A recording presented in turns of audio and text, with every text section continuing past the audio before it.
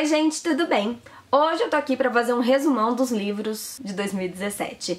Eu tenho alguns vídeos aqui falando pra vocês de livros que eu li, mas infelizmente este ano eu também não fui exemplo de leitura. É impressionante como a gente acaba caindo num círculo vicioso de não encontrar tempo no nosso dia a dia pra fazer essas coisas, e quando a gente encontra tempo a gente não consegue se concentrar e tal. Mas a gente vai tentando, né? Eu amo leitura, eu amo ler, amo. E eu quero compartilhar com vocês as minhas leituras do ano de 2017, falar um pouquinho sobre cada uma delas pra vocês. Eu não vou fazer resumo, até porque já tem livros aqui, já tem vídeos aqui no canal falando sobre isso, mas eu quero dar um aparato geral de tudo que eu li pra vocês. Bom, vamos começar. Eu comecei o ano lendo As 5 Linguagens do Amor para as Crianças. Eu já tenho aqui no canal até um projeto falando sobre as 5 linguagens do amor, mas aí a gente fez um projeto sobre relacionamentos, um projeto comigo e com o meu marido. E tem uma playlist aqui no YouTube sobre esse projeto, é muito legal, o retorno que eu tive com esse projeto foi incrível. E esse ano de 2017 que passou, eu comecei o ano lendo As 5 Linguagens do Amor para as Crianças. É muito interessante, eu acho que quem já leu As 5 Linguagens do Amor, no geral, consegue já ter essa noção com as crianças. Quando a gente fala em criança, a gente tem que entender um pouco do ambiente infantil, do desenvolvimento infantil, mas é muito legal a gente entender que as crianças também possuem um tanquinho de amor e que eles precisam ser abastecidos constantemente e que nós somos os maiores responsáveis por isso. Eles não têm essa autossuficiência, né? A gente consegue. Às vezes nós fazemos por nós mesmos coisas que nos fazem bem. Eles não, eles são dependentes desse nosso amor, né? Então, o quão grande é a nossa responsabilidade em suprir esse amor das crianças e entender que as crianças, elas também possuem linguagens de amor, que são as mesmas que nós possuímos. E elas costumam a transparecer mais linguagens do que nós. Nós temos, geralmente, 2 linguagens de amor, mas assim, as crianças, elas demonstram todas as linguagens de amor. Então nós temos que observar bem as crianças e com o tempo elas vão mostrando pra gente aquelas linguagens que elas mostram um pouquinho mais, que elas têm um pouquinho mais daquela linguagem ou daquela outra. Então cabe a nós, pais responsáveis e adultos, percebermos isso. Mas cabe a nós também entendermos que se a gente suprir todas as linguagens de amor, a gente vai estar suprindo aí o tanquinho daquelas crianças que são tão importantes para nós. E isso vale tanto para quem é pai, mãe, quanto para quem é professor, professora, ou para quem trabalha com crianças. Isso é muito legal, hein? Um outro livro que eu li também foi A Menina Feita de Espinhos. Eu falei sobre esse livro aqui também. E, gente do céu, que livro! Olha, foi um livro que me fez refletir muito, me fez pensar muito. E ele é meio que um romance, ficção. E eu também já falei dele pra vocês, mas eu também vou falar bem breve. Mas ele faz uma metáfora da nossa vida, de que todos nós temos espinhos e que é muito mais fácil a gente julgar o espinho do outro do que a gente lidar com os nossos próprios espinhos. E foi um livro que me fez refletir muito sobre a importância da minha vida, a importância que eu dou pra vida do outro, o quanto eu estou na vida do outro, participando, ajudando e sendo alguma coisa na vida do outro, e o quanto eu tô sendo importante pro outro e o quanto o outro tá sendo importante pra mim. É um livro muito legal, muito fácil de ler, é uma leitura bem rápida, eu li super rápido e que vale super a pena. A Menina Feita de Espinhos. Bom, um outro livro que eu li neste ano foi O Poder do Hábito. Eu queria muito ler esse livro e eu acabei comprando o livro pelo e-book. E eu gostei bastante, mas é um livro muito extenso, assim, depois eu fui ver na livraria. Ele não é tão grosso, mas ele é grande e como as letrinhas são pequenas, tem bastante coisa pra ler, é bastante conteúdo. Chega uma hora que o livro fica um pouco cansativo e ele é um livro cheio de exemplos, o que é legal, porque aí a gente consegue, tipo, idealizar, imaginar aquela teoria que o autor tá falando, mas ao mesmo tempo cansa de você ficar lendo tantos exemplos. Mas é um livro muito legal que fala sobre os nossos hábitos, falam o poder que esses hábitos têm na nossa vida, o que a gente tem que fazer, digamos que às vezes é difícil a gente tirar um hábito da nossa vida, mas é fácil a gente criar um novo hábito, que sobrepõe a um hábito antigo que a gente tinha. Então, é um livro que me fez pensar bastante sobre essa coisa do hábito, a importância do hábito, o que é o hábito na nossa vida e como nós criamos hábitos por tantas coisas. E geralmente a gente cria hábito por coisas tão fúteis ou assim, né? A gente cria o hábito de procrastinar, o hábito da preguiça, o hábito do deixar pra lá. E é tão difícil a gente criar o hábito do correr atrás,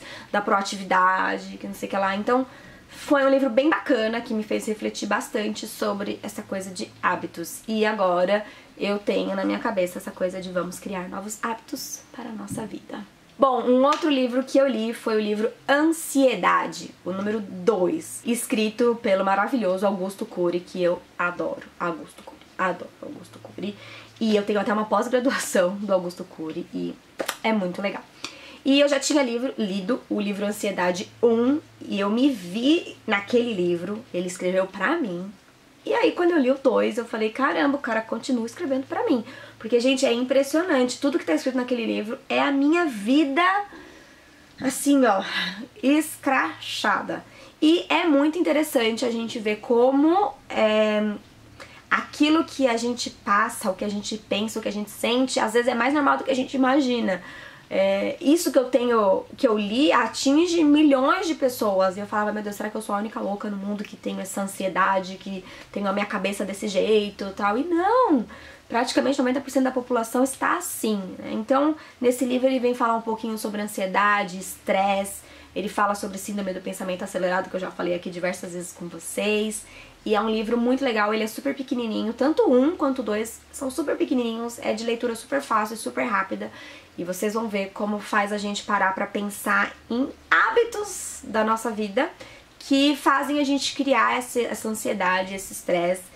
E como a gente tem que parar um pouco pra pensar na nossa vida e tentar mudar isso e tentar criar novas estratégias, novos hábitos pra controlar essa nossa ansiedade, porque isso pode realmente se tornar uma doença e pode trazer muitos prejuízos pra nossa vida. Então é uma leitura que às vezes as pessoas podem dizer que é de autoajuda, mas eu não tenho muito isso como uma autoajuda, é de autoconhecimento. Então é pra você se conhecer, ver se você se encaixa naquilo lá e tentar achar soluções pra fazer algumas mudanças na sua vida. Então, Ansiedade 2. Maravilhoso. Bom, um outro livro que eu li esse ano, e esse também foi aquele de leitura assim, ó, e que me deixou mais assim pelo autor, é Papai é Pop. Eu não tinha lido o livro e eu não li os outros. Eu sei que tem Papai é Pop 2, a Mamãe é Rock, essas coisas lá. É Rock? É isso? Não sei. Mas eu sei que tem os outros livros do Piangers, mas eu li o primeiro, que eu queria muito ler, que todo mundo lia. E eu sempre tive aquela ideia do Piangers ser um cara que, tipo, ele é o cara da modinha, né? Ele é o papai da modinha, ele vai ser o Rodrigo Hilbert dos pais, né? E aí eu falava, eu não vou dar muita moral pra esse cara não, porque ele tá muito bem, né, se achando. Aí eu fui no seminário de mães e ele foi dar uma palestra lá. E eu saí de lá assim, ó. O cara é bom mesmo. E é muito legal o jeito que ele expõe, o jeito que ele fala. O livro dele é muito gostoso de ler. O livro dele é praticamente a palestra que ele deu pra gente lá no seminário. E é muito gostoso de ler. Leitura rápida, que faz a gente refletir bastante. Super indico, não só para pais, para mães, para todo mundo. Papai é Pop. Muito legal. E por fim, mas não menos importante, eu consegui terminar em 2017 Disciplina Positiva. Gente do céu, que livro também denso pra se ler. Um dos melhores livros que eu já li, confesso, mas nem por isso mais fácil.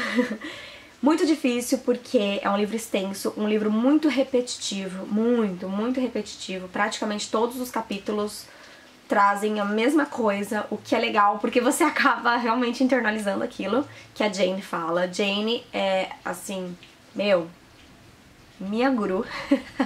Mas assim, gente, como que pode uma pessoa tão simples como nós, né, que já tem uma idade, ela já tem acho que mais de 80 anos, e que há quantos anos atrás ela conseguiu, a partir da experiência de vida dela enquanto mãe, reparar os seus erros, perceber que alguma coisa estava errada ali na casa dela, porque os filhos dela estavam demonstrando comportamentos que, pera lá, e ela sentou e ela conseguiu reorganizar, rever, estudar, entender o que estava acontecendo. E ela fez a melhor coisa de tudo, que foi passar para nós essa experiência.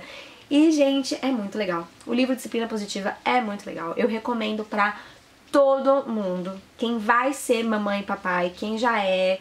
Ai, gente, todo mundo. Titios, vovós, recomendo, porque a disciplina positiva, ela tem que ser entendida como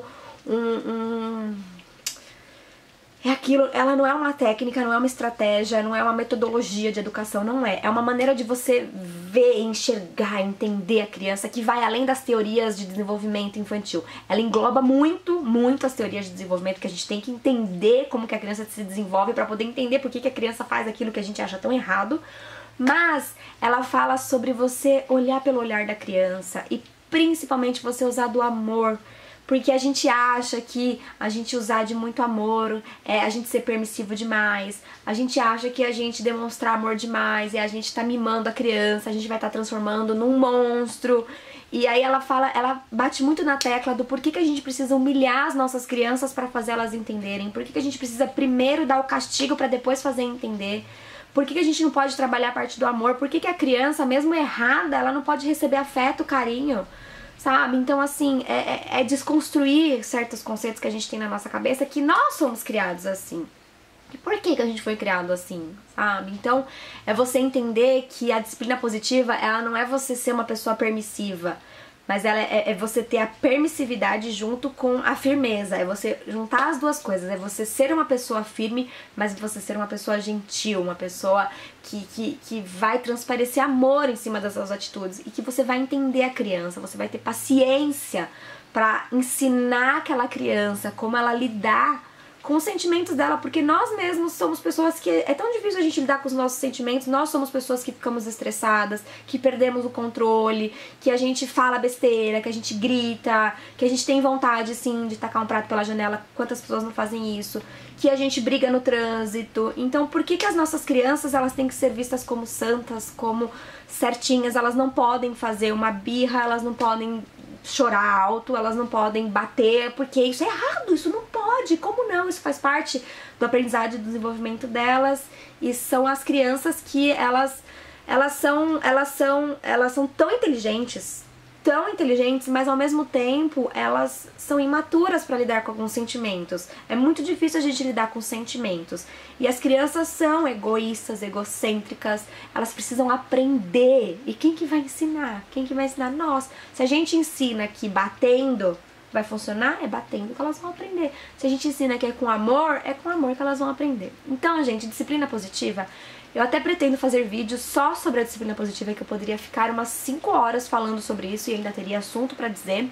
Mas leiam Disciplina Positiva, vale muito a pena. Apesar de ser um livro extenso, denso, vale a pena. Eu comprei ele pelo e-book e me arrependi, eu quero muito ter o livro mesmo, porque eu quero riscar, sublinhar, pegar aquelas partes importantes e escrever do lado, sabe? Enquanto eu fui escrevendo, eu tenho um caderno de anotações que eu fiz várias anotações, mas eu quero ter o livro pra olhar ali, grifar aquelas partes importantes e poder, sabe, pegar na minha mão e escrever junto com o livro. Mas vale muito a pena, então eu indico Disciplina Positiva pra todo mundo. Tá, gente, então esse foi um aparato geral de livros lidos, pouquíssimos livros lidos, que vergonha, mas eu espero que em 2018, que neste ano que segue, eu consiga aí ter um pouco mais de tempo, vontade, disposição pra ler livros. Espero que vocês tenham gostado desse vídeo, um grande beijo, fiquem com Deus e até os próximos vídeos. Tchau, tchau!